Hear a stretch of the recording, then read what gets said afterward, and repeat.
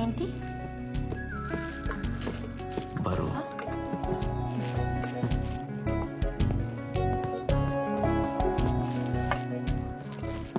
లేపాక్షి అంటే ఏంటో తెలుసా అండి? లే పక్షి అని ఎవరో చెప్పగా విన్నాను. రామాయణంలో జటాయు రెక్కలు తెగిపడిన ప్లేస్ పేరే లేపాక్షట. అప్పుడు రాముడు లే పక్షి అన్నట్ట. ఎవడో అక్కు పక్షి ఇచ్చిన ఎక్స్ప్లెనేషన్లో ఉంది. లేపక్షి అంటే బొమ్మలు వేయటానికి వాడే లేపనంతో వేసిన కళ్ళ లాంటి కళ్ళు కలది అని.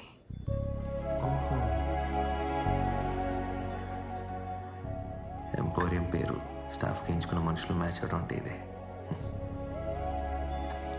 మీకు జనరల్ నాలెడ్జ్ చాలా ఎక్కువగా ఉన్నట్టుంది. జనరల్గా ఉండదు,